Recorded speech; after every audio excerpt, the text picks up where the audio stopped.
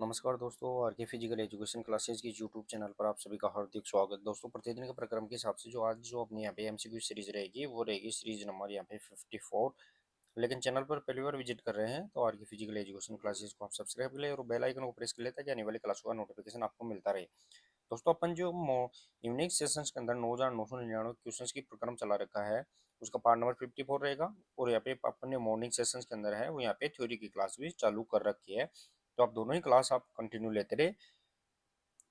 और क्लास को शेयर शुरू करने से पहले सभी दोस्त एक बार क्लास को शेयर भी कर दे, लाइक कर दे, फिर अपन लगातार यहाँ पे क्लास को देखते हैं। तो देखिए दोस्तों, यहाँ पे जो आज अपना यहाँ पे पहला क्वेश्चन रहेगा यहाँ पे सीरीज नंबर 54 का, वो देखे दोस्तों यहाँ पे वो रहने वाला है कि शारीरिक शिक्षा के सामाजिक आधार की विवेचना निम्न में से किसके माध्यम से की जाती है। शारीरिक शिक्षा के जो सामाजिक आधार है, फिजिकल एजुकेशन के जो सामाजिक आधार है, उसकी विवेचना वो किसके माध्यम से की जाती है वो अपने को यहाँ पे बताना है। प्रतिस्पर्धा, सहयोग, सामाजिक प्रक्रिया या उपरोक्त सभी।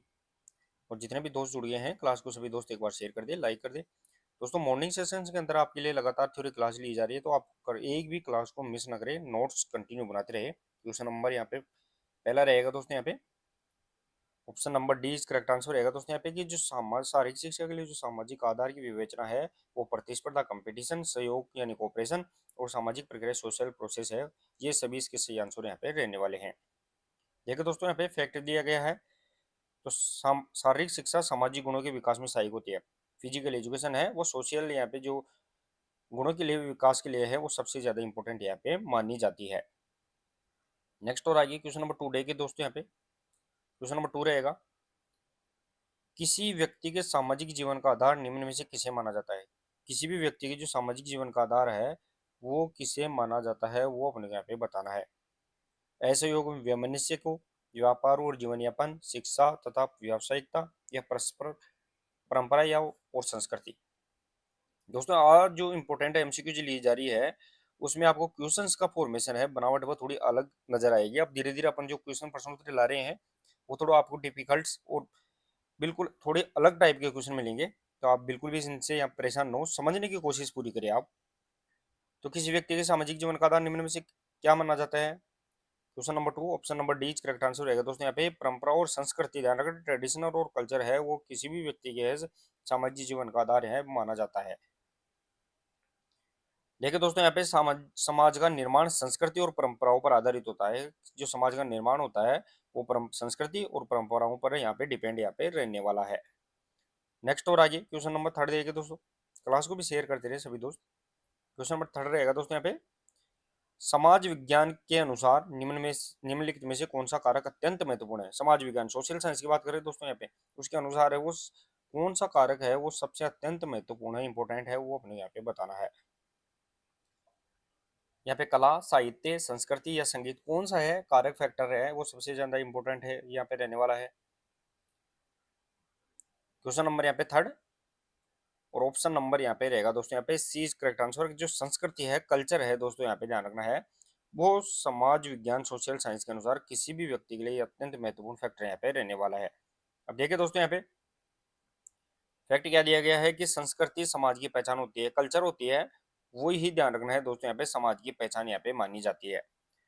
तो यहाँ पे option number C is correct answer यहाँ पे रहने वाला है। नेक्स्ट और आगे क्वेश्चन नंबर 4 देखिए दोस्तों, क्वेश्चन नंबर 4 रहेगा दोस्तों यहाँ पे कि प्रकृतिवाद का आधार निम्न में से क्या है। प्रकृतिवाद का आधार निम्न में से क्या रहने वाला है वो बताना है यहाँ पे। प्रकृतिवाद जैसे अपन नेचुरलिज्म के नाम से जानते हैं, प्रकृतिवाद के जनक यहाँ पे रूसो रहने वाले दोस्तों यहाँ पे। क्वेश्चन नंबर यहाँ पे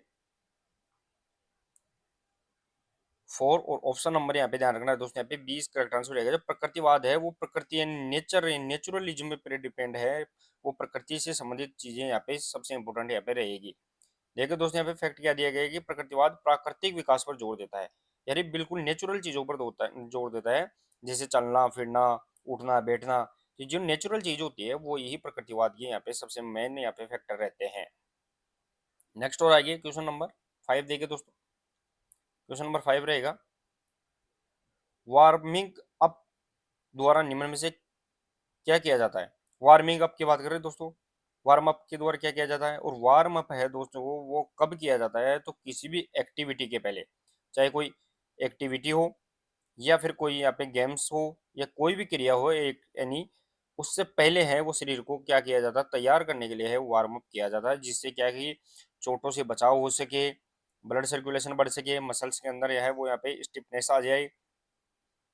तो मांसपेशी तापमान में वृद्धि करते हैं, हृदय के आकार में कमी, रक्त संचरण में अनियमन, उपरोक्त सभी। Question number 5 option number A is correct answer रहेगा दोस्तों यहाँ पे कि मांसपेशियों के तापमान, इंक्रीज इन मसल टेम्परेचर है वो इस करने के लिए है, मांसपेशियों की कार्य क्षमता में वृद्धि के लिए अपन यहाँ पे वार्म अप करते हैं, और लास्ट में है वो अपन गेम्स एक्टिविटी के बाद में कूल डाउन यहाँ पे करते हैं। तो देखिए दोस्तों यहाँ पे वार्म अप है शरीर को व्यायाम के लिए तैयार करने के लिए, और किसी भी प्रकार की इंजरी या फिर दोस्तों चोट से बचाव के लिए भी अपन यहाँ पे व्यायाम करते हैं, ये अपने को यहाँ पे याद रखना है। नेक्स्ट और आगे क्वेश्चन नंबर 6 देखिए दोस्तों। क्वेश्चन नंबर 6 रहेगा दोस्तों यहाँ पे कि अप्रशिक्षित खिलाड़ियों के लिए गर्मानी की उपयुक्त अवधि कितनी होती है। अप्रशिक्षित खिलाड़ी की बात कर रहे हैं दोस्तों, अपन अनट्रेंड प्लेयर होते हैं, वो अनट्रेंड प्लेयर के लिए है जो वार्म अप का जो टाइम ड्यूरेशन है दोस्तों यहाँ पे वो कितना यहाँ पे रहने वाला है दोस्तों। जैसे ही कोई ट्रेंड यहाँ पे ध्यान रखना है दोस्तों, यहाँ पे ट्रेंड प्लेयर होता है, प्रशिक्षित खिलाड़ी होता है, उसके लिए वार्म अप की समय अवधि ज्यादा रहती है, ये भी अपने को यहाँ पे ध्यान रखना है। लेकिन अगर अपन अनट्रेंड प्लेयर है, अप्रशिक्षित खिलाड़ी है, तो उसके लिए शॉर्ट टाइम के लिए अपन क्या करते हैं, टाइम ड्यूरेशन है वो यहाँ पे वार्म अप का रखते हैं। तो option number A is correct answer रहेगा दोस्तों यहाँ पे कि 10 मिनट है वो यहाँ पे अप्रशिक्षित खिलाड़ी है उसके वार्म अप के लिए यहाँ पे रखी जानी चाहिए। देखिए दोस्तों यहाँ पे 10 मिनट, साथ ही में दोस्तों शुरुआती खिलाड़ियों को अधिक समय तक व्यायाम व्यायाम करना चाहिए, लेकिन जो खिलाड़ी होते हैं, खिलाड़ियों की बात कर रहे हैं दोस्तों, वो अधिक समय के लिए व्यायाम कर सकते हैं। शुरुआती खिलाड़ियों को मतलब जो ट्रेंड प्लेयर होते हैं, यहाँ पे अनट्रेंड की बात कर रहे हैं अपन, अनट्रेंड यहाँ पे 10 मिनट्स रहेगी, लेकिन जो शुरुआत के अंदर खिलाड़ी बन चुके हैं उनके लिए है वो थोड़ा सा समय क्या करना चाहिए, अधिक समय कर देना चाहिए। नेक्स्ट और आगे क्वेश्चन नंबर 7 देखिए दोस्तों। क्वेश्चन नंबर 7, शरीर में स्कंद को गति देने वाली प्रमुख मांसपेशी कौन सी है। स्कंद का मतलब यहाँ पे शोल्डर है दोस्तों यहाँ पे, तो शोल्डर है, कंधा है, इस कंधे को यहाँ पे मूवमेंट कराने के लिए ध्यान रखना है दोस्तों, यहाँ पे कौन सी मांसपेशी है, मसल्स है वो यहाँ पे इंपॉर्टेंट रहेगी, वो अपने को यहाँ पे बताना है। प्रोनेटर टेरस, सेरेटस एंटीरियर, इलियोप्सिस या एडेक्टर लॉन्गस। दोस्तों कंधे की मांसपेशी डेल्टोइड मांसपेशी भी होती है, पेक्टोरलिस मेजर होती है, पेक्टोरलिस मेजर जो चेस्ट के अंदर पाई जाती है। साथ ही हम दोस्तों यहाँ पे सेरेटस एंटीरियर जो बिल्कुल बगल के अंदर पाई जाती है, पीछे की साइड में। तो क्वेश्चन नंबर यहाँ पे 7 और ऑप्शन नंबर यहाँ पे ध्यान रखना है दोस्तों, सेरेटस एंटीरियर ये मसल्स है, option number B correct answer रहेगा दोस्तों। सेरेटस एंटीरियर है वो यहाँ पे इस कंधे यानी कंधे के मूवमेंट के लिए इंपॉर्टेंट यहाँ पे मसल्स रहने वाली है। देखिए दोस्तों यहाँ पे फैक्ट क्या दिया गया कि सेरेटस एंटीरियर कंधे की गति में सहायक होती है, जो ये मांसपेशी है वो यहाँ पे शोल्डर के मूवमेंट के लिए है वो सबसे ज्यादा, ये अपना यहाँ पे कंधे वाले पोर्शन होता है, तो यहाँ पे कंधे के पोर्शन के लिए है वो यहाँ पे सेरेटस एंटीरियर है, मसल्स इंपॉर्टेंट यहाँ पे मूवमेंट करवाती है। नेक्स्ट और आगे क्वेश्चन नंबर 8 देखिए दोस्तों। क्वेश्चन नंबर 8 रहेगा दोस्तों यहाँ पे कि किसी गतिविधि को प्रारंभ से अंत तक करने में लगने वाला समय क्या कहलाता है। कोई भी एक्टिविटी है उसको प्रारंभ से लेकर अंत तक यानी स्टार्ट से लेकर फिनिश करने तक है वो कितना जो भी समय लगता है उसे अपन किस नाम से जानते हैं, वो अपने को यहाँ पे बताना है। तो दोस्तों यहाँ पे स्टार्ट टू फिनिश की बात कर रहे हैं अपन, किसी भी एक्टिविटी को स्टार्ट करते हैं और वापस फिनिश करते हैं, उसमें जो टाइम ड्यूरेशन लगता है उसे अपन किस नाम से जानते हैं, रिफ्लेक्स टाइम, मोमेंट टाइम, प्रतिक्रिया टाइम या फिर रिस्पॉन्स टाइम। क्वेश्चन नंबर 8 के अंदर बताना है, सभी दोस्त क्लास को भी शेयर करते रहिए। ऑप्शन नंबर यहाँ पे रहेगा दोस्तों यहाँ पे मोमेंट टाइम, यानी जो मूवमेंट समय है उसका कितना समय यहाँ पे शुरू से लेके लास्ट तक है उसे अपन मूवमेंट टाइम के नाम से जानते हैं। तो question number 8 option number B correct answer यहाँ पे रहेगा। तो यहाँ पे ध्यान रखना दोस्तों, मूवमेंट टाइम है वो पूरी प्रक्रिया में शामिल किया जाता है, जिसके अंदर यह है कुछ अपन एंट्री करते हैं और लास्ट फिनिश करते हैं, वहां तक की जो पूरी प्रक्रिया है वो यहाँ पे मूवमेंट टाइम के अंदर यहाँ पे मानी जाती है। नेक्स्ट और आइए क्वेश्चन नंबर 9। क्वेश्चन नंबर 9 देखे दोस्तों यहाँ पे कि बास्केटबॉल खेल का प्रारंभ निम्न में से किस प्रकार किया जाता है। दोस्तों यहाँ पे बास्केटबॉल गेम की बात कर रहे हैं और उसका यहाँ पे स्टार्ट है वो किस स्किल के द्वारा है वो किया जाता है, वो अपने को यहाँ पे बताना है। थ्रोइंग के द्वारा, टॉस बॉल या जंप बॉल या फिर जो जगलिंग बॉल। बास्केटबॉल की बात कर रहे हैं दोस्तों, यार बास्केटबॉल का जो ग्राउंड होता है 28 × 15 मीटर यहाँ पे रहने वाला है। क्वेश्चन नंबर यहाँ पे 9, क्वेश्चन नंबर 9 रहेगा दोस्तों यहाँ पे और option number C is correct answer रहेगा दोस्तों। यहाँ पे जो जंप बॉल होती है, जंप बॉल के द्वारा, ध्यान रखना, जंप बॉल के द्वारा है वो यहाँ पे क्या किया जाता है, बास्केटबॉल गेम्स का यहाँ पे स्टार्ट की जाती है। तो यहाँ पे ध्यान रखना है दोस्तों, ये खेल की शुरुआत है वो जंप बॉल के द्वारा, जो सेंटर सर्किल होता है वहाँ पे जंप बॉल को है वो क्या किया जाता है, उछाल दिया जाता है, तो उसे जंप बॉल के द्वारा स्टार्ट किया जाता है। नेक्स्ट और आगे क्वेश्चन नंबर 10 देखिए दोस्तों, बास्केटबॉल खेल में टाइम आउट की अवधि कितनी होती है। दोस्तों यहाँ पे टाइम आउट की अवधि पूछी गई है, वो अपने यहाँ पे बताना है। बास्केटबॉल खेल के अंदर टाइम आउट की ड्यूरेशन क्या रहेगी। अभी अपन ने देखा कि स्टार्ट किस प्रकार किया जाता है, तो स्टार्ट है वो जंप बॉल के द्वारा यहाँ पे किया जाता है। और दोस्तों बास्केटबॉल खेल के अंदर है वो टाइम आउट की अवधि कितनी रहेगी, question number 10 option number C is correct answer रहेगा दोस्तों। यहाँ पे 60 सेकंड, लगभग 1 मिनट है वो यहाँ पे टाइम ड्यूरेशन है वो यहाँ पे बास्केटबॉल खेल के अंदर यहाँ पे लिया जाता है।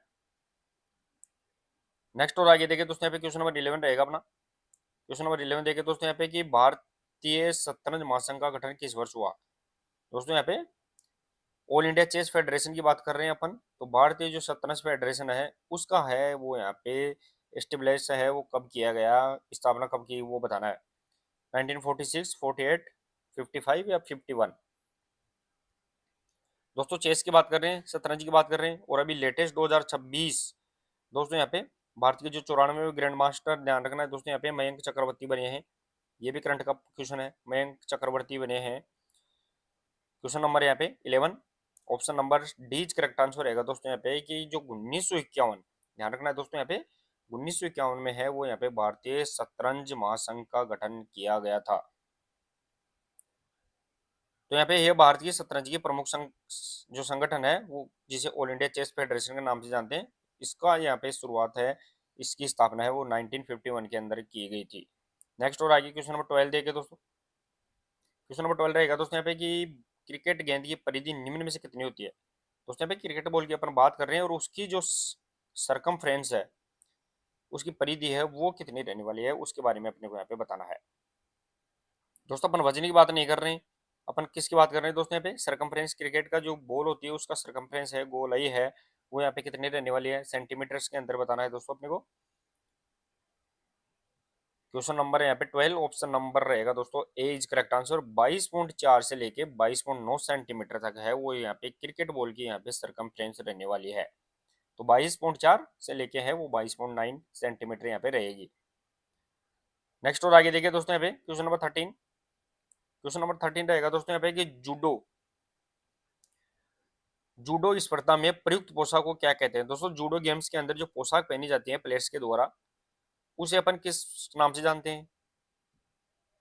और ध्यान रखना है दोस्तों, यहाँ पे जूडो खेल का 1892 ध्यान रखना है, जो किसके द्वारा जूडो खेल की स्थापना है, डॉक्टर जिगारो कानो के द्वारा। ध्यान रखना है डॉक्टर जिगारो कानो के द्वारा है वो यहाँ पे इसकी शुरुआत की गई थी। क्वेश्चन नंबर 13 और ऑप्शन नंबर बीच करेक्ट आंसर रहेगा दोस्तों। जो पोशाक होती है खिलाड़ियों की उसे अपन जूडोगी के नाम से जानते हैं दोस्तों। यहाँ पे पोशाक होती है उसे अपन जूडोगी के नाम से जानते हैं, और ये नीला और साथ ही में दोस्तों यहाँ पे सफेद कलर की है वो यहाँ पे पोशाक होती है। जूडोगी होती है जो पोशाक है वो सफेद और नीले कलर की यहाँ पे रहने वाली है। नेक्स्ट और आगे देखिए दोस्तों, यहाँ पे क्वेश्चन नंबर 14। क्वेश्चन नंबर 14 रहेगा दोस्तों यहाँ पे कि जूडो खेल में प्रथम अर्जुन पुरस्कार किसे प्रदान किया गया था। दोस्तों जूडो खेल के अंदर है वो अर्जुन पुरस्कार, पहला अर्जुन पुरस्कार वो किसे प्रदान किया गया था, वो अपने को यहाँ पे बताना है।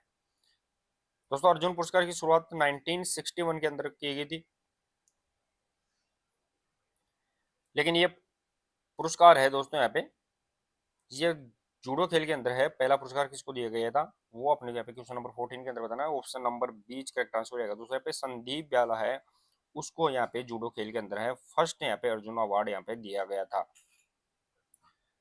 नेक्स्ट और आगे देखिए दोस्तों, यहाँ पे क्वेश्चन नंबर 15 रहेगा। क्वेश्चन नंबर 15 देखिए दोस्तों, यहाँ पे अंतरराष्ट्रीय कबड्डी महासंघ का गठन कब हुआ था। इंटरनेशनल कबड्डी फेडरेशन की बात करें दोस्तों अपन, इसका गठन कब हुआ था, सन 2000, 2004, 5 या 6। क्वेश्चन नंबर 15 के अंदर बताना है दोस्तों आपको। ऑप्शन नंबर बीच करेक्ट आंसर रहेगा दोस्तों। इंटरनेशनल जो कबड्डी महासंघ है इसकी स्थापना यहाँ पे 2004 के अंदर यहाँ पे की गई थी। देखिए दोस्तों यहाँ पे इससे कबड्डी को वैश्विक पहचान मिलती है। जो इंटरनेशनल कबड्डी फेडरेशन है जिसकी स्थापना 2004 में की गई थी, और आजकल कबड्डी तो दोस्तों यहाँ पे बहुत ज्यादा पॉपुलर यहाँ पे गेम हो चुका है, तो ये पहचान दिलाने का काम है वो यहाँ पे कबड्डी फेडरेशन ऑफ कि इंटरनेशनल कबड्डी फेडरेशन के द्वारा यहाँ पे किया गया था। नेक्स्ट और आगे क्वेश्चन नंबर 16 देखे दोस्तों। क्वेश्चन नंबर 16 रहेगा, खो खो सब जूनियर वर्ग के मैदान की लंबाई कितनी होती है। दोस्तों यहाँ पे खो खो के अंदर जो सब जूनियर वर्ग है उसकी बात कर रहे हैं दोस्तों अपन। सब जूनियर वर्ग की जो मैदान की लंबाई है वो अपने को यहाँ पे बताना है दोस्तों। वैसे देखा जाए तो सीनियर वर्ग में देखें तो खो खो मैदान की जो लंबाई चौड़ाई होती है वो ध्यान रखना दोस्तों, यहाँ पे 27 बाई यहाँ पे 16 मीटर होती है। 27 बाई 16 मीटर रहेगी खो खो मैदान की लंबाई चौड़ाई। लेकिन यहाँ पे सब जूनियर में लंबाई पूछी गई है क्वेश्चन नंबर 16 के अंदर। चलिए दोस्तों यहाँ पे क्वेश्चन नंबर 16 रहेगा और ऑप्शन नंबर यहाँ पे रहने वाला है वो रहेगा दोस्तों option number D is correct answer. 23 metre length के रूप में है वो, यहाँ पे ध्यान रखना है दोस्तों। यहाँ पे सब जूनियर वर्ग के अंदर खो खो मैदान की यहाँ पे लंबाई रहने वाली है। देखिए दोस्तों यहाँ पे जो सब जूनियर वर्ग का मैदान होता है वो आकार के अंदर यहाँ पे छोटा होता है। वैसे मैंने बता दिया सीनियर के अंदर 27 बाई 16 मीटर है वो यहाँ पे खो खो मैदान की लंबाई चौड़ाई होती है। लेकिन यहाँ पे जो सब जूनियर है उसकी लेंथ देखे तो वो यहाँ पे 23 मीटर रहने वाली है। नेक्स्ट और आगे क्वेश्चन नंबर 17 देखे तो क्वेश्चन नंबर 17 की टेनिस खेल को अन्य किस नाम से जाना जाता है। दोस्तों अपन टेनिस की बात कर रहे हैं और टेनिस को अन्य किस नाम से जाना जाता है। जू द वॉयलेट, बेटलडोर, जू द पॉम, ग्रास बॉल।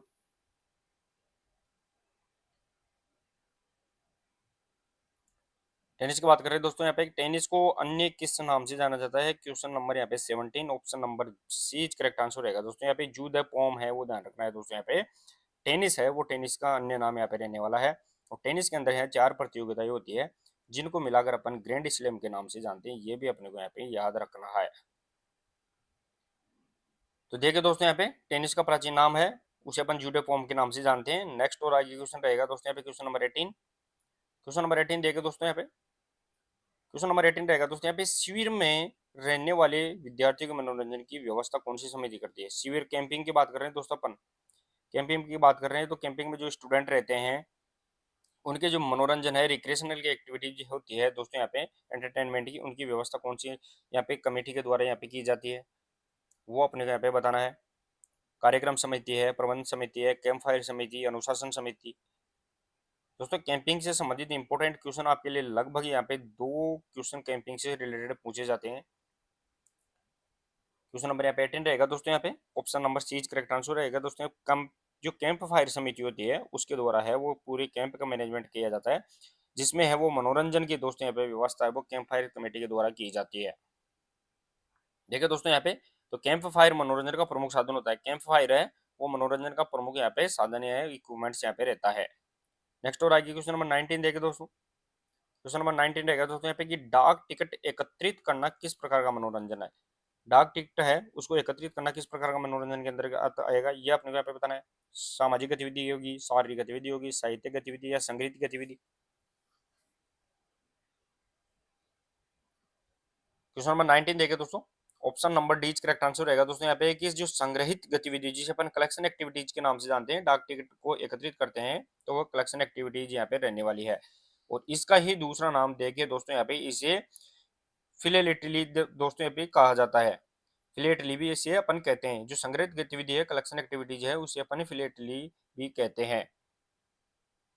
नेक्स्ट और आगे क्वेश्चन नंबर 20 देखे दोस्तों। यहाँ पे क्वेश्चन नंबर 20 रहेगा दोस्तों कि निम्न में से कौन सा रोग है वो कवक के द्वारा उत्पन्न होता है। कवक कवक जिसे अपन फंगस के नाम से जानते हैं दोस्तों।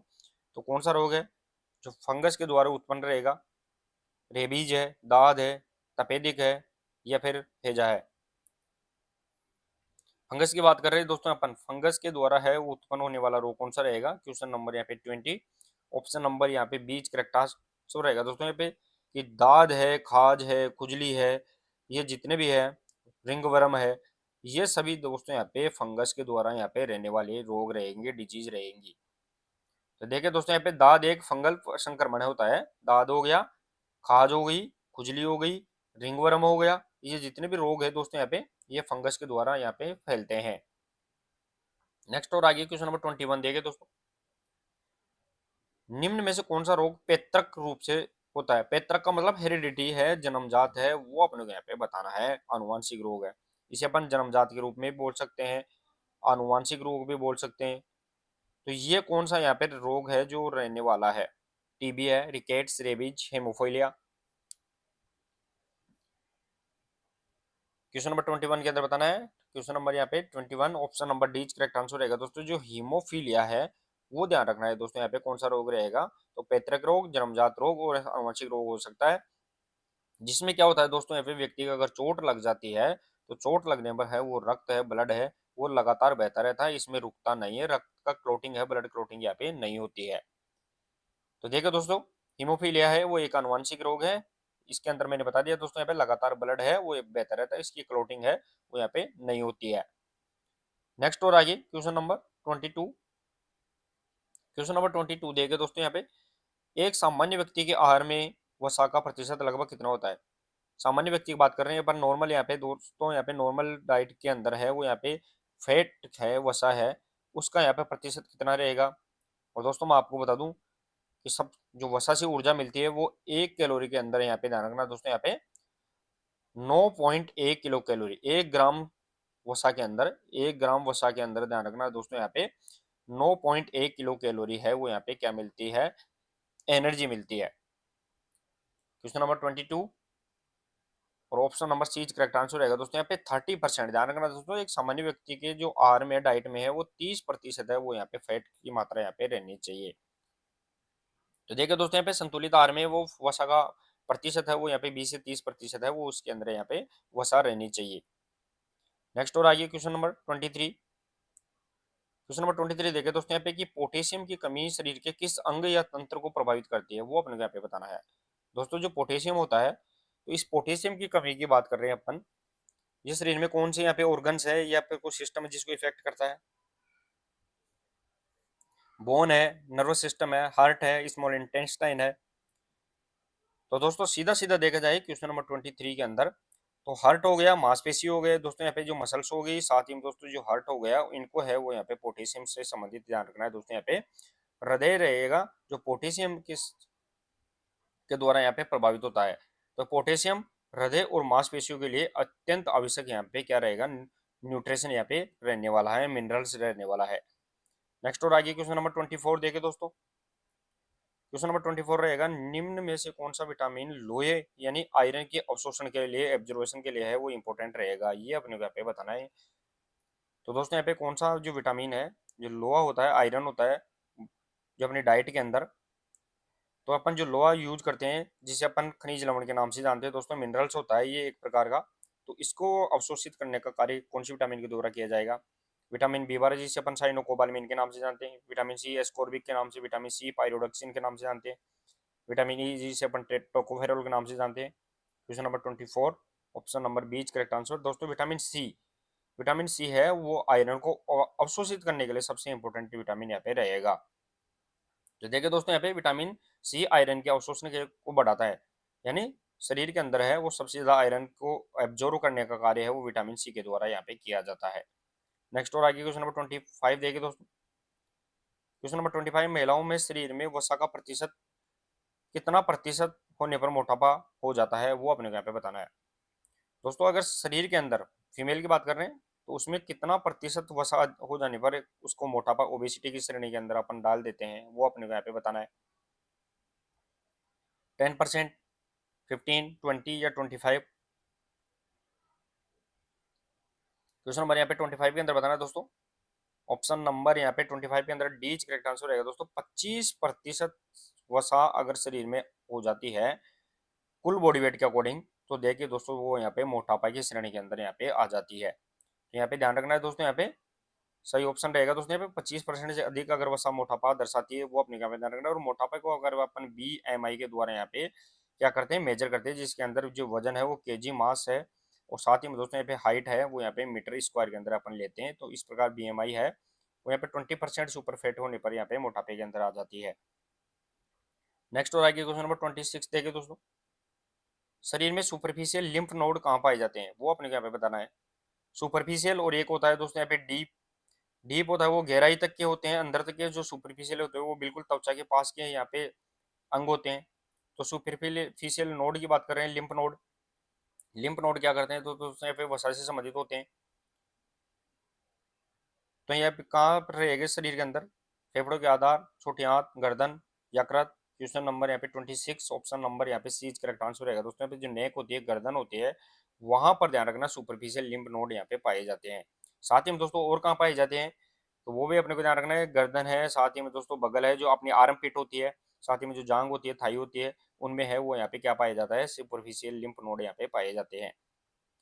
नेक्स्ट और आगे क्वेश्चन नंबर 27। क्वेश्चन नंबर 27 देखिए दोस्तों, यहाँ पे नेफ्रॉन मानव शरीर की किस प्रणाली से संबंधित है। नेफ्रॉन की बात कर रहे हैं दोस्तों अपन, और नेफ्रॉन है, सबसे पहले तो अपने को ध्यान रखना नेफ्रॉन किसकी इकाई है, तो यहाँ पे ध्यान रखना जो अपनी किडनी होती है दोस्तों, यहाँ पे इस किडनी की इकाई है वो नेफ्रॉन होती है। किडनी जिसे अपन वृक्क बोलते हैं, गुर्दा बोलते हैं, तो ये किडनी की इकाई है। फंक्शनल ऑफ यूनिट से यहाँ पे ध्यान रखना है, और ये ध्यान रखना है कौन से सिस्टम से संबंधित रहेगी, सर्कुलेटरी, एक्जेटरी, रिप्रोडक्टिव या फिर रेस्पिरेटरी। तो नेफ्रॉन रहेगी दोस्तों यहाँ पे question number 27, option number B correct answer रहेगा दोस्तों यहाँ पे कि उत्सर्जन जो प्रणाली होती है, उत्सर्जन प्रणाली का ध्यान रखना है दोस्तों यहाँ पे, उससे संबंधित यहाँ पे नेफ्रॉन रहने वाली है। देखिए दोस्तों यहाँ पे, तो नेफ्रॉन उत्सर्जन प्रणाली से संबंधित रहेगी। नेफ्रॉन किडनी की आई होती है, किडनी यूनिट्स ऑफ यहाँ पे किडनी रहेगी दोस्तों नेफ्रॉन, और शरीर के अंदर है वो यहाँ पे लाखों और अरबों यहाँ पे नेफ्रॉन्स यहाँ पे पाई जाती है। जो अपनी किडनी होती है दोस्तों यहाँ पे, इन किडनियों के अंदर है वो क्या पाई जाती है, ग्लोमेरुलस पाई जाती है, और ग्लोमेरुलस के ऊपर है वो यहाँ पे नेफ्रॉन के गुच्छे यहाँ पे रहने वाले होते हैं। नेक्स्ट और आगे देखिए दोस्तों यहाँ पे क्वेश्चन नंबर 28। क्वेश्चन नंबर 28 रहेगा दोस्तों यहाँ पे गुर्दे यानी किडनी का रोग निम्न में से किस प्रदूषण के कारण होता है, वो अपने को यहाँ पे बताना है। किडनी डिजीज की बात कर रहे हैं अपन। किडनी डिजीज है वो कौन सी पोल्यूशन के कारण रहेगा दोस्तों, यहाँ पे कैडमियम है, आयरन है, कोबाल्ट है, कार्बन है।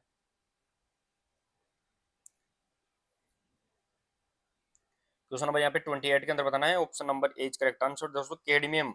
कैडमियम के कारण इटाई इटाई रोग भी हो जाता है, ध्यान रखना दोस्तों यहाँ पे इटाई इटाई रोग भी होता है। तो ये किडनी को प्रभावित करता है, किडनी है उसको प्रभावित यहाँ पे करता है। देखिए दोस्तों यहाँ पे कैडमियम है वो किडनी के लिए अत्यंत हानिकारक यहाँ पे रहता है, जिससे यहाँ पे इटाई इटाई रोग भी यहाँ पे हो जाता है। नेक्स्ट और आगे क्वेश्चन नंबर 29। क्वेश्चन नंबर 29 देखिए दोस्तों, बालों में पाए जाने वाला मुख्य प्रोटीन कौन सा है। बालों के अंदर है वो कौन सा प्रोटीन पाए जाते हैं, बाल हो गए दोस्तों, साथ ही में नाखून हो गए, तो इनके अंदर है जो कौन सा प्रोटीन यहाँ पे पाया जाता है, हिस्टोन प्रोटीन, इलास्टिन, एक्टिन या केराटिन। क्वेश्चन नंबर 29 के अंदर बताना है। Question number 29 option number D correct answer रहेगा। तो जो केराटिन है, जिसे अपन केरेटिन के नाम से भी जानते हैं, केरेटिन के नाम से भी जानते हैं, तो ये बाल है, नाखून है, इनके अंदर यहाँ पे पाया जाने वाला है क्या रहेगा दोस्तों, यहाँ पे एक प्रमुख प्रोटीन यहाँ पे रहेगा। तो देखिए दोस्तों यहाँ पे केराटिन बाल और नाखून में पाया जाने वाला क्या होता है दोस्तों, यहाँ पे प्रोटीन यहाँ पे होता है। नेक्स्ट और आगे क्वेश्चन नंबर 30 देखिए। क्वेश्चन नंबर 30 दोस्तों यहाँ पे त्वचा को संवेदनाओं का ज्ञान किसके द्वारा होता है। त्वचा को जो सेंसरी है, सेंसन्स है, इन सेंसेशन का दोस्तों यहाँ पे ज्ञान है, नॉलेज है, वो किसके द्वारा यहाँ पे होता है। जैसे मान लो अपनी ये हाथ है, और हाथ के अंदर यहाँ पे दोस्तों यहाँ पे कोई बर्फ लगा दिया, तो बर्फ लगाने पर अपने तुरंत ही अपने को क्या हो गया, ठंड महसूस हो गया, और अपने मस्तिष्क तक जाता है, ब्रेन तक जाता है। तो ये किसके द्वारा पता लग गया, त्वचा में कौन सी चीजें होती है ऐसी जो उस ब्रेन तक पहुंचाती है।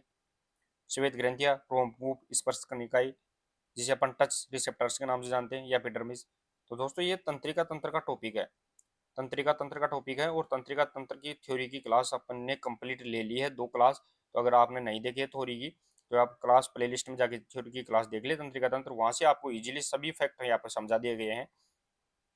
तो आप मॉर्निंग सेशन में कंटिन्यू थ्योरी क्लास लेते रहे। Question number 30, option number C correct answer रहेगा दोस्तों। जो यहाँ पे स्पर्श कणिकाएं होती है त्वचा के अंदर, जिसे अपन कुरेनियम के नाम से भी जानते हैं, कुरेनियम के नाम से भी जानते हैं, त्वचा के अंदर कुरेनियम पाई जाती है, वो क्या करती है, टच स्पर्श को है वो ब्रेन तक पहुंचा देती है। तो दोस्तों यहाँ पे कौन से रिसेप्टर्स पाए जाते हैं, तो ध्यान रखना है, तो कुरेनियम रिसेप्टर्स होते हैं। मैंने थ्योरी की क्लास में अच्छे से समझाया दोस्तों, यहाँ पे कुरेनियम रिसेप्टर्स होते हैं, वो त्वचा के अंदर पाए जाते हैं, जो किसी भी सेंसन्स को यहाँ पे ब्रेन तक पहुंचाते हैं। नेक्स्ट और आगे क्वेश्चन नंबर 31।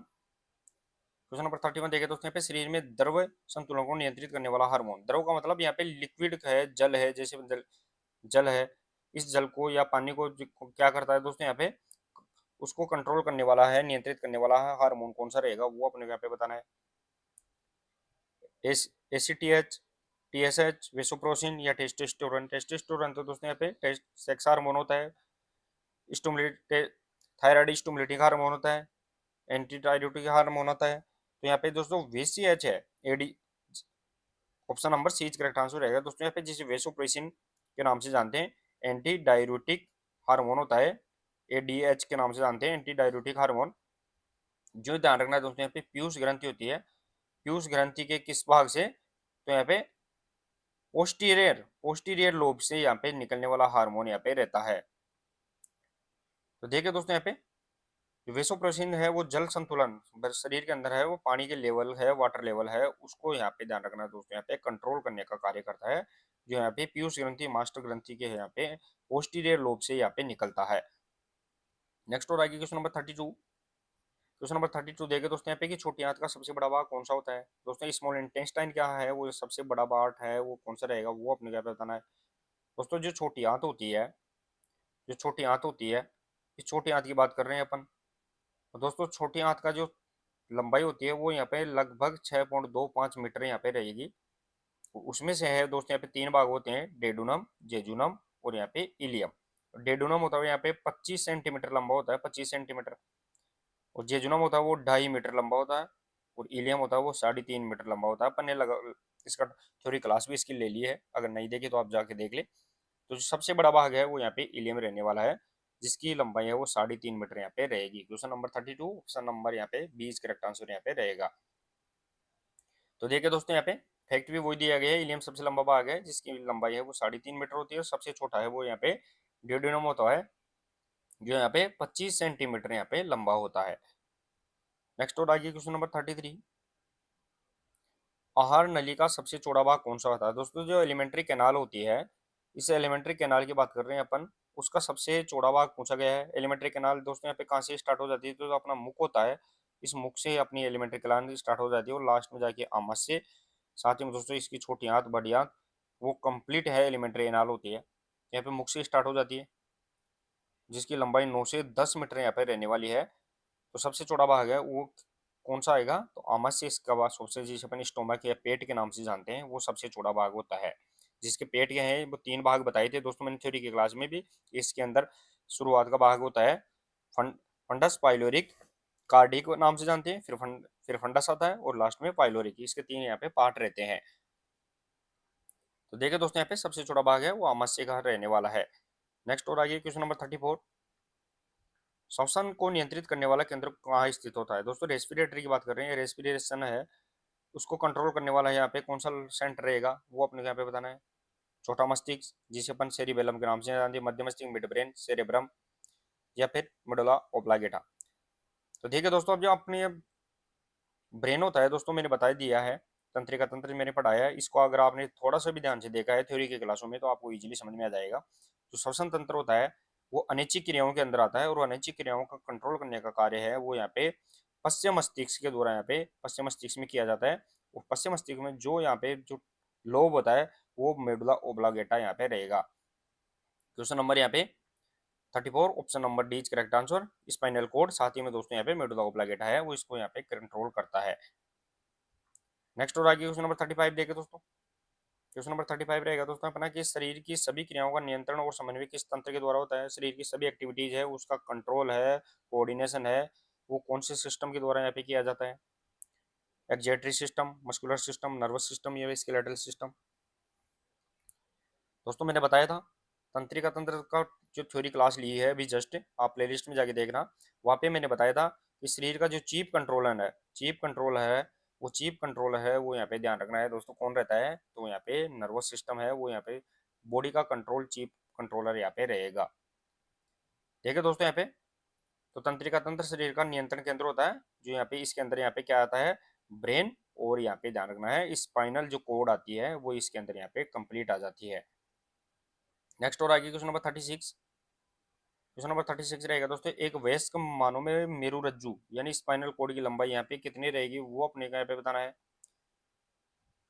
स्पाइनल कोड की बात करें दोस्तों अपन, जो मेरुरज्जु होती है उसकी लंबाई यहाँ पे कितनी रहने वाली है। स्पाइनल कोड की बात करें तो दोस्तों अगर मेल के अंदर देखा जाए तो मेल के अंदर यहाँ पे 45 सेंटीमीटर, और फीमेल के अंदर है वो यहाँ पे 43 सेंटीमीटर यहाँ पे स्पाइनल कोड की यहाँ पे लेंथ रहेगी। According to option 45 correct answer यहाँ पे रहने वाला है। देखिए दोस्तों, यहाँ पे औसतन की बात कर रहे हैं, एवरेजली है 45 सेंटीमीटर यहाँ पे स्पाइनल कॉर्ड की यहाँ पे लंबाई होती है। नेक्स्ट और आगे क्वेश्चन नंबर 37, टूटी फूटी मांसपेशियों की मरम्मत रिपेयर के लिए क्या आवश्यक है, वो अपने यहाँ पे बताना है। दोस्तों यहाँ पे जो डैमेज मसल्स होती हैं उसके रिपेयर के लिए है वो क्या जरूरत पड़ती है, विटामिन, प्रोटीन, कार्बोहाइड्रेट या मिनरल्स। क्वेश्चन नंबर यहाँ पे 37 के अंदर बताना दोस्तों। Question number 37 option number is B correct रहेगा। दोस्तों यहाँ पे जो प्रोटीन होता है वो यहाँ पे मसल्स के रिपेयर के लिए, साथ ही में दोस्तों इसे अपन शरीर का है, बॉडी का है, बॉडी बिल्डिंग ब्लॉक के नाम से भी जानते हैं, बॉडी बिल्डिंग है ब्लॉक के नाम से भी इसे जाना जाता है। प्रोटीन मांसपेशियों के निर्माण में भी सहायक होता है। ऑप्शन नंबर यहाँ पे देखे दोस्तों, यहाँ पे फैक्ट क्या दिए गए हैं, प्रोटीन है वो मांसपेशी मसल्स के है वो निर्माण के लिए भी है, बनावट के लिए सबसे ज्यादा इंपॉर्टेंट यहाँ पे न्यूट्रिशन रहने वाला है। नेक्स्ट और आगे क्वेश्चन नंबर 38, मांसपेशियों के अध्ययन को अपन क्या कहते हैं दोस्तों, यहाँ पे मसल्स की स्टडी को अपन किस नाम से जानते हैं। तो देखिए दोस्तों, यहाँ पे जो ऑस्टियोलॉजी है वो अपन इसे हड्डियों के अध्ययन के नाम से जानते हैं, हड्डियों के अध्ययन। मायोलॉजी है वो मांसपेशियों के अध्ययन। ऑर्थोलॉजी है वो जोड़ों के अध्ययन के नाम से जानते हैं। Question number 38 option number C correct answer रहेगा। तो मायोलॉजी है जिसे अपन मसल्स है मांसपेशियों के अध्ययन के नाम से जाना जाता है। तो देखिए दोस्तों, यहाँ पे मायोलॉजी है मांसपेशियों का अध्ययन होता है, जिसमें मायो शब्द का अर्थ होता है दोस्तों यहाँ पे उसे मांसपेशी, और लॉजी का अर्थ होता है यहाँ पे विज्ञान रहने वाला है। नेक्स्ट और आगे क्वेश्चन नंबर 39। क्वेश्चन नंबर 39 देखिए दोस्तों, यहाँ पे खेल प्रशिक्षण का मुख्य उद्देश्य क्या होता है। दोस्तों यहाँ पे स्पोर्ट्स ट्रेनिंग की बात कर रहे हैं अपन।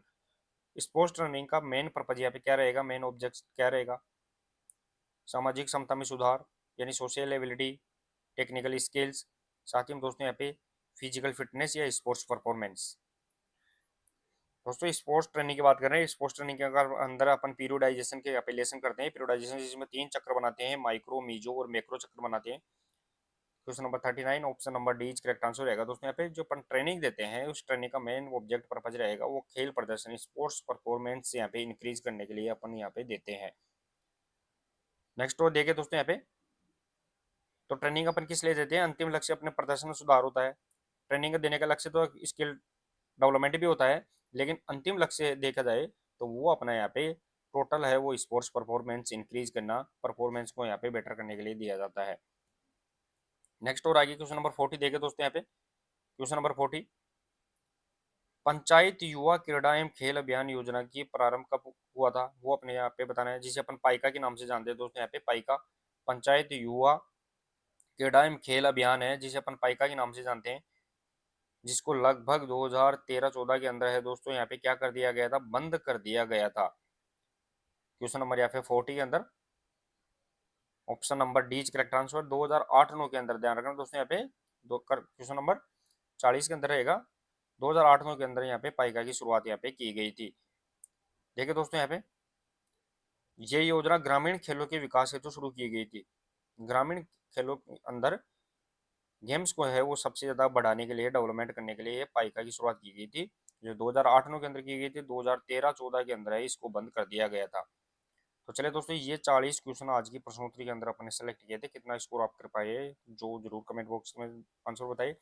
और अगर अच्छी लगी है क्लास तो दोस्तों क्लास को शेयर और लाइक जरूर करें। मॉर्निंग सेशंस के अंदर दोस्तों आप क्लास थ्योरी की बिल्कुल भी नहीं लाना भूलिए। तो मिलते हैं दोस्तों एक नेक्स्ट और इंपॉर्टेंट प्रश्नोत्तरी के साथ, तब तक के लिए धन्यवाद, थैंक यू सो मच।